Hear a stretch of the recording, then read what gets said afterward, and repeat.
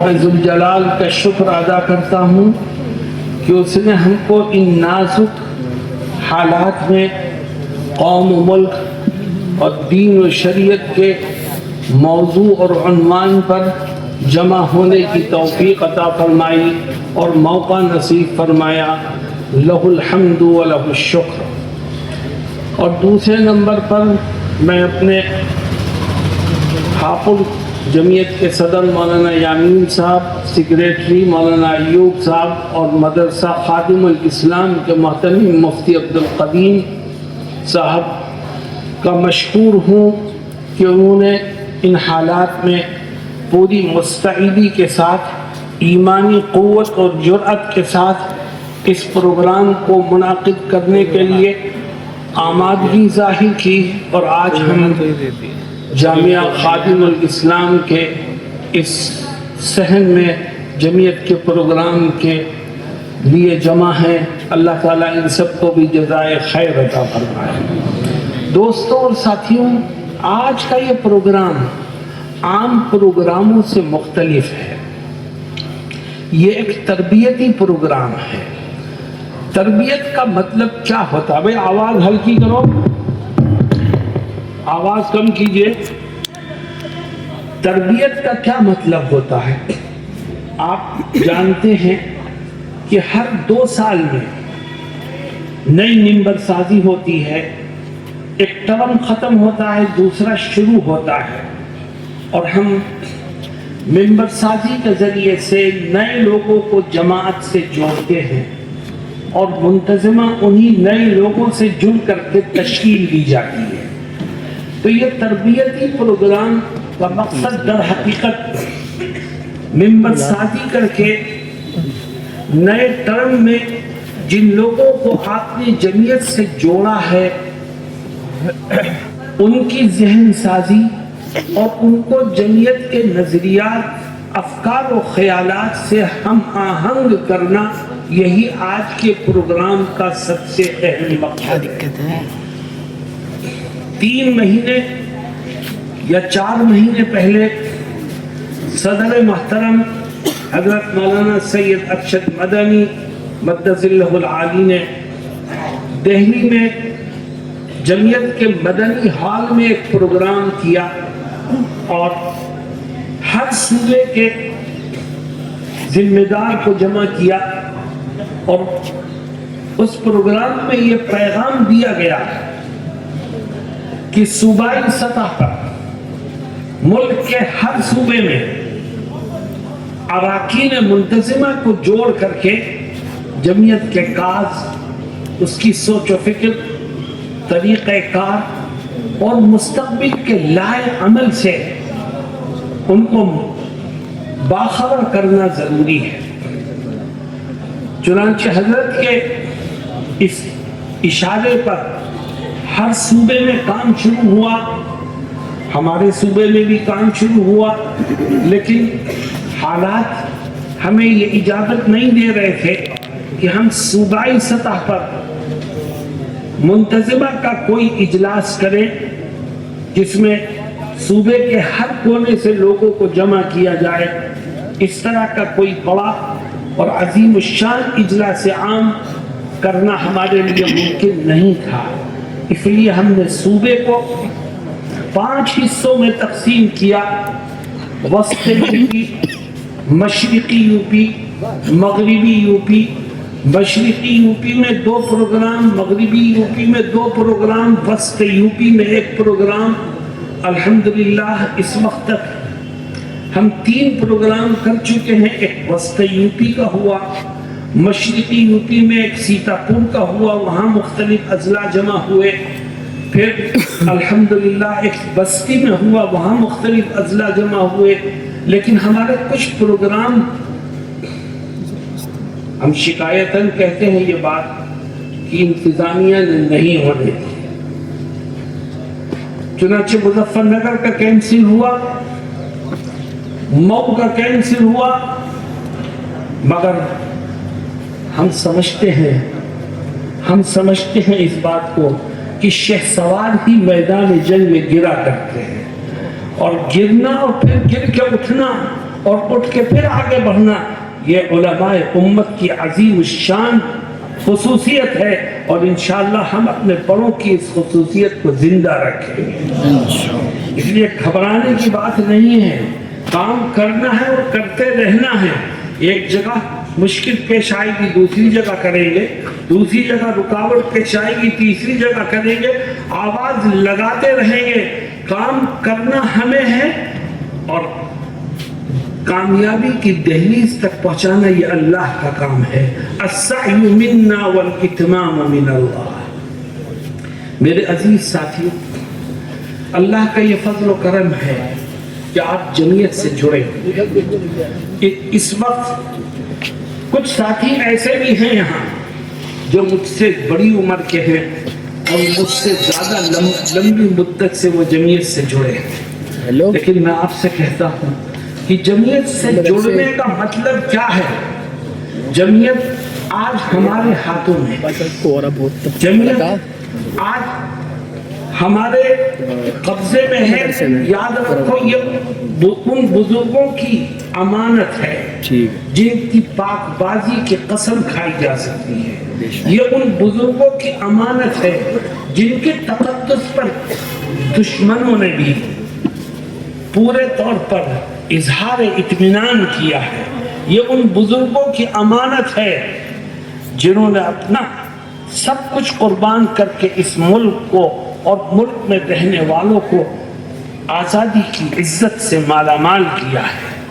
میرے دوستوں اور ساتھیوں، مجھے یاد آتا ہے کہ مالٹا کی جیل سے چھوٹ کر جب حضرت شیخ الہند اور ان کے ساتھی حضرت شیخ الاسلام اور ان کے دیگر رفقا رحمہم اللہ رحمۃ واسعہ جب چھوٹ کر ہندوستان پہنچے اور بمبئی کی بودی پر ان کا جہاز لنگر انداز ہونے لگا، تو بمبئی جیسا شہر اور اس کا پورٹ استقبال کرنے والوں کے ہجوم سے بھر گیا۔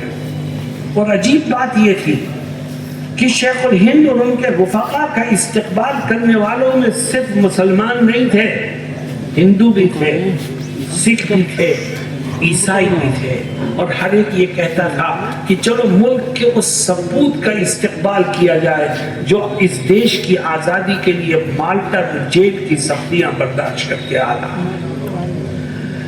حضرت شیخ الہند اور ان کے رفقا جب جہاز سے باہر نکلے تو استقبال کرنے والوں کا ٹھاٹھے مارتا ہوا سمندر موجود تھا۔ حضرت نے اس کی طرف ایک نگاہ ڈالی اور اپنی قیامگاہ پر تشریف لے گئے۔ قیامگاہ پر پہنچ کر ساتھیوں سے ایک بات کہی، وہی ہماری جمعیت کے نقطے کا آغاز وہی ہے، اور یاد رکھو وہی آغاز ہے وہی انتہا ہے، وہی ابتدا ہے اور اسی کے ساتھ ہمیں جڑے رہنا ہے۔ فرمایا ساتھیوں سے کہ ابھی تک ہم نے دیش کی آزادی کے لیے تنہا قربانیاں کی ہیں، محنتیں کی ہیں، سختیاں برداشت کی ہیں، جیلیں کاٹی ہیں، اور انگریز ہندوستانیوں کے درمیان لڑاؤ اور حکومت کرو کی پالیسی پر چلتا رہا ہے، اسی لیے آج تک اس کی حکومت باقی ہے۔ اگر اس دیش کو آزادی دلانی ہے تو آج سے ہم طے کریں کہ ہم آزادی کی اس تحریک میں مسلمانوں کے ساتھ ہندوؤں کو بھی جوڑیں گے، سکھوں کو بھی جوڑیں گے، عیسائیوں کو بھی جوڑیں گے، اور ملک کے ہر طبقے کو اپنے ساتھ شریک کرنے کی کوشش کریں گے۔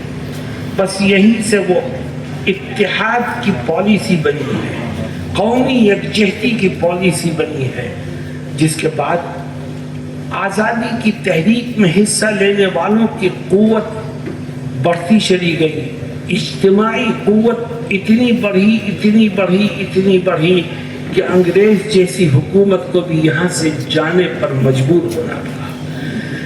میرے دوستوں اور ساتھیوں، ملک آزاد ہوا جب اس ملک میں رہنے والے انسانوں نے مذہب سے اوپر اٹھ کر آپس میں ایک دوسرے کو گلے لگانے کا فن سیکھ لیا.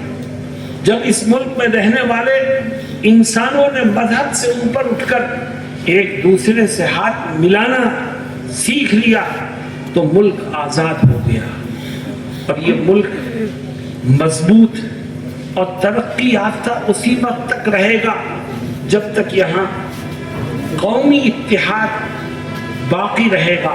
اور جب مذہب کی بنیاد پر نفرت عام ہوگی تو صرف مذہبی اکائیوں کو ہی نقصان نہیں پہنچے گا, اس دیش کی جڑیں بھی کھوکھلی ہوتی چلی جائے گی اور ہم اس کو اپنی آنکھوں سے دیکھیں. ان حالات میں ہمیں کرنا کیا ہے؟ میرے دوستوں, بعض لوگ وہ ہیں جو مایوسی کا شکار ہیں اور یہ کہتے ہیں اب کچھ نہیں ہوگا, اب تو دب کر ہی رہنا پڑے گا, اب تو ہر چیز ختم ہو جائے گی. لیکن یاد رکھو, جس کے دل میں ایمان ہے اس کے دل میں مایوسی کبھی پیدا نہیں ہو سکتی. قرآن منع کرتا ہے کہ ایک مومن کیسے مایوس ہو سکتا ہے؟ مومن جو اس بات پر ایمان رکھتا ہے کہ میرا خدا وہ ہے جو زمین و آسمان کا مالک ہے, پھر تیرے دل میں مایوسی کیسی ہے؟ اللہ رب العزت قرآن کریم میں یہ بتاتا ہے کہ خدا کی رحمت سے کوئی مومن کبھی مایوس نہیں ہو سکتا. لا تیأسوا من روح اللہ انہ لا ییأس من روح اللہ الا القوم الکافرون. کوئی کافر تو مایوس ہو سکتا ہے, مومن کبھی مایوس نہیں. مومن وہ ہے جو اللہ پر اعتماد کر کے اپنے مستقبل کو روشن کرنے کے لیے قدم آگے بڑھائے اور یہ اس عزم کے ساتھ بڑھائے کہ ہوگا وہی جو رب چاہے گا, مگر میرا فرض ہے کہ میں کوشش کروں اور اس یقین کے ساتھ کروں کہ انشاءاللہ اندھیرا ختم ہوگا, روشنی نمودار ہوگی, ظلم کی داستانیں لپیٹ دی جائیں گی, عدل و انصاف پھر سے عام ہوگا اور انشاءاللہ ہر ایک کو آزادی کے ساتھ, عزت کے ساتھ, پورے وقار کے ساتھ اپنے دین و دھرم پر عمل کرنے کا حق پھر سے ملے گا انشاءاللہ. میرے دوستوں اور ساتھیوں, بعض لوگ ان حالات میں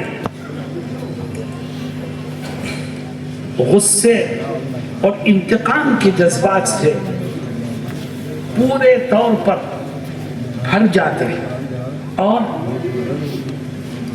پھر وہ تمام حرکتیں کرنے لگتے ہیں جس کی نہ اسلام اجازت دیتا ہے نہ ملک کا قانون اجازت دیتا ہے.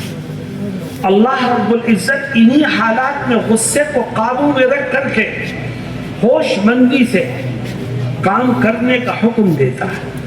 یہ کوئی کمال کی بات نہیں ہے کہ آپ برائی کے بدلے میں برائی اور ظلم کے بدلے میں ظلم کرو, یہ کوئی کمال کی بات نہیں. قرآن کریم میں اللہ رب العزت فرماتا ہے وَلَا تَسْتَوِي الْحَسَنَةُ وَلَا السَّيِّئَةُ, اچھائی اور برائی دونوں برابر نہیں ہو سکتی. اگر تمہیں برائی کو ختم کرنا ہے, اس کو مٹانا ہے, اس کو جڑ سے اکھاڑ پھینکنا ہے, تو اس کی بہترین شکل یہ ہے کہ برائی کے بدلے میں بھلائی کو انجام دینے کے لیے میدان میں کھڑے ہو جاؤ. وَلَا تَسْتَوِي الْحَسَنَةُ وَلَا السَّيِّئَةُ اِدْفَعْ بِالَّتِي هِيَ أَحْسَنُ. اللہ کہتا ہے برائی کو بھلائی سے دور کرو. انتقامی جذبات اور غصے سے آپ اگر کسی کام کو انجام دینے کی کوشش کریں گے, انتقامی جذبات آپ کے دل میں ہوں گے, یاد رکھیے 99% آپ ناکام ہوں گے اور کامیابی کی دہلیز تک پہنچنا مشکل ہو جائے گا. ادفع باللتی ہی احسن فَإِذَا الَّذِي بَيْنَكَ وَبَيْنَهُ عَدَاوَةٌ كَأَنَّهُ وَلِيٌّ حَمِيمٌ. اللہ فرماتا ہے کہ برائی کا بدلہ بھلائی سے دو, اور آگے کیا کہتا ہے کیونکہ برائی کا بدلہ بھلائی سے دینے میں آدمی کو اپنی انا کو دبانا پڑتا ہے، غصے کو قابو میں رکھنا پڑتا ہے، بہت سی کٹھنائیوں کو برداشت کرنا پڑتا ہے. اس لیے خدا آگے اس کا فائدہ ذکر فرماتا ہے، اور فائدہ بڑا عظیم الشان ہے. فرماتا ہے تو نے برائی کا بدلہ بھلائی سے دیا تو میں یہ کروں گا کہ آج جو تیرا جانی دشمن بنا ہوا ہے میں اسے تیرا جگری دوست بنا دوں گا. دلوں کا مالک تو خدا ہے، حالات وہی تبدیل کرنے والا ہے. ہم اللہ پر یقین رکھ کر کے آگے بڑھیں، اللہ ضرور حالات تبدیل کرے گا، اور گھبرانے کی ضرورت نہیں ہے. یاد رکھو آپ جمعیت سے جڑے ہو، میرے یہ الفاظ اپنے ذہن میں رکھنا اور کبھی مت بھولنا. جمعیت کا کام حالات سے گھبرانا نہیں ہے، جمعیت کا کام حالات کے رخ کو موڑنے کا ہے. جمعیت کا کام گھبرانے کا نہیں ہے، جمعیت کا کام حالات سے ٹکر لینا اور اس کے رخ کو موڑنا اور حالات کو سازگار بنانے کے لیے قربانیاں دینا، یہ جمعیت کا کام ہے. اور انشاءاللہ ہم سب اس کے لیے پھر سے تیار ہیں. ہمیں کرنا کیا ہے ان حالات میں؟ میرے دوستوں اور ساتھیوں، حضرت مولانا سید ارشد مدنی مدد اللہ العلی بار بار آواز لگاتے ہیں، ہم ان کی باتیں سنتے ہیں، مگر میں اپنے صوبے کے ذمہ داروں سے کہتا ہوں کہ ہم حضرت صدر محترم کی باتوں کو سنتے ضرور ہیں، لیکن عملی طور پر ہم اس کو کرنے میں اور اس کو عملی جامہ پہنانے میں اتنی جدوجہد نہیں کرتے جتنی ہمیں کرنی چاہیے. دوستوں اور ساتھیوں، کل ہمارا سامنا میدان محشر میں حضرت شیخ الہند رحمت اللہ علیہ سے بھی ہوگا. کل میدان محشر میں حضرت مفتی کفایت اللہ صاحب سے بھی ہوگا. کل میدان محشر میں حضرت شیخ الاسلام مولانا حسین احمد مدنی سے ہوگا. اگر انہوں نے ہم سے پوچھ لیا کہ جمعیت کی جو امانت ہم نے تمہارے ہاتھوں میں دی تھی تم نے اس کی کیا حفاظت کی، تو بتاؤ ہم کیا جواب دیں گے؟ میرے دوستوں اور ساتھیوں، یہ بزرگان دین، یہ اولیاء اللہ جو رہنما خطوط ہمارے سامنے چھوڑ گئے ہیں، ہم ان کو اگر دانتوں سے مضبوطی سے پکڑیں گے تو انشاءاللہ قوم کو، ملت کو، اسلام کو اور اس دیش کو نجات تک پہنچانے میں ہم کامیاب ہوں گے. اس لیے میرے دوستوں اور ساتھیوں، اگر موجودہ حالات میں آپ امت کی صحیح رہنمائی کرنا چاہتے ہیں اور حالات کے رخ کو تبدیل کرنے میں اپنے بہترین کردار کو پیش کرنا چاہتے ہیں تو آپ چند کاموں کو اپنے ذہن و دماغ میں لے کر کے جائیے اور اپنے علاقے میں ان کاموں کو شروع کر دیجئے. میں کہتا ہوں آپ سے کہ انشاءاللہ کامیابیاں آپ کے قدموں کو چومیں گی. وہ کام کیا ہے میں ایک ایک کر کے ذکر کروں گا، مگر میری شرط یہ ہے کہ آپ یہ عہد کیجئے کہ انشاءاللہ ہم سن کر کے ان پر عمل کی بھرپور کوشش کریں. سب سے پہلا کام، اگر آپ ملک کے حالات کو بدلنا چاہتے ہیں اور رخ کو تبدیل کرنا چاہتے ہیں تو آج سے طے کرو کہ ہم جس شہر میں رہیں گے، جس گاؤں میں رہیں گے، جس تحصیل میں رہیں گے، جس ضلع میں رہیں گے، انشاءاللہ قومی یکجہتی کے نعرے کو بلند کرتے رہیں. قومی اتحاد کو مذہب سے اوپر اٹھ کر ہندو، مسلم، سکھ، عیسائی ساری قوموں کو آپس میں متحد کرنے اور جوڑنے کا کام ہم کریں. ہم آواز لگائیں، اس کام میں قوت پیدا کرنے اور کامیابی دلانے کی ذمہ داری اللہ کی ہے. جو ہم کر سکتے ہیں وہ تو کریں. ہم قدم ہی نہ اٹھائیں تو خدا کی رحمت کے دروازے کیسے کھلیں گے؟ ہم آگے بڑھنے کی کوشش ہی نہ کریں تو کامیابی تک پہنچنا کیسے ممکن ہو سکے گا؟ میرے دوستوں اور ساتھیوں، صرف وطن کی بنیاد پر قوموں کو متحد کرنا اور قومی یکجہتی کا پیغام دینا یہ یہ صرف جنت کا کام نہیں ہے، اس پیغام کو سب سے پہلے دیا تو حضرت محمد مصطفیٰ صلی اللہ علیہ وسلم نے اس پیغام کو سب سے پہلے دنیا والوں کے سامنے پیش کیا۔ آپ کو یاد ہوگا کہ ہجرت کے بعد جب حضرت نبی کریم صلی اللہ علیہ وسلم مدینہ المنورہ پہنچے تو مدینے میں یہودی بھی رہتے تھے، مدینے میں مشرک بھی رہتے تھے، مدینے میں اسلام کو قبول نہ کرنے والے بھی رہتے تھے۔ آپ نے وہاں پہنچنے کے بعد مدینے کے لوگوں کی ایک میٹنگ بلائی۔ اس میٹنگ میں یہودی بھی تھے، مشرک بھی تھے، کافر بھی تھے، مسلمان بھی تھے۔ آپ نے فرمایا ہمارا مذہب الگ الگ ہو سکتا ہے مگر وطن ایک ہے، وہ ہے مدینہ۔ سب نے کہا بالکل ٹھیک ہے۔ آپ نے فرمایا آؤ ہم معاہدہ کریں کہ مدینے کے اوپر اگر کوئی ظالم حملہ کرتا ہے، باہر سے کوئی حملہ آور مدینے کے امن اور چین و سکون کو غارت کرنے کے لیے اس میں داخل ہونے کی کوشش کرے گا تو ہم اپنے اس ملک کا مل جل کر کے دفاع کریں گے۔ یہی تو قومی یکجہتی کا پیغام ہے، اسی کو تاریخ میں میثاق مدینہ کے نام سے جانا جاتا ہے۔ مذہب سے اوپر اٹھ کر محض وطنیت کی بنیاد پر آپ نے ساری قوموں کو ایک کیا اور آپ نے یہ کہا کہ آؤ ہم سب مل جل کر اپنے ملک کا دفاع کریں۔ یہی وہ پیغام تھا جو شیخ الہند نے دیا تھا مالٹا سے آزادی کے بعد۔ اور میرے دوستوں اور ساتھیوں، یہی پیغام ہے جس کی آج ہمارے اس دیش کو پہلے سے کہیں زیادہ ضرورت ہے۔ ہم اگر اتحاد کے پیغام کو عام کریں گے اور قومی یکجہتی کے عنوان سے جگہ جگہ آواز لگائیں گے تو انشاءاللہ ہمیں امید ہے کہ ماضی میں بھی ہمیں کامیابی ملی تھی، انشاءاللہ حال والمستقبل میں بھی ہمیں کامیابی ملے گی۔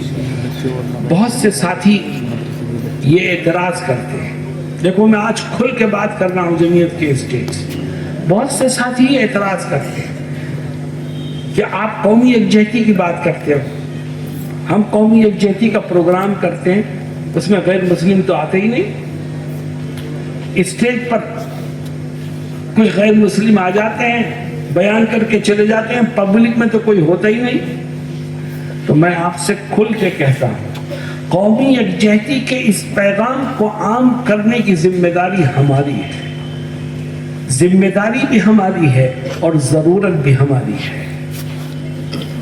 اور میں پھر کہتا ہوں کہ دیکھیے ہم اس کو دین سمجھ کے کریں، ہم اس کو مذہب سمجھ کے کریں، ہم اس کو نبی کے طریقے پر عمل کرنے کی کوشش کے طور پر کریں اور اس بات کو دل میں بٹھائیں کہ جو ہم کر سکتے تھے وہ کریں، کامیابی دینے والی ذات اللہ کی ہے۔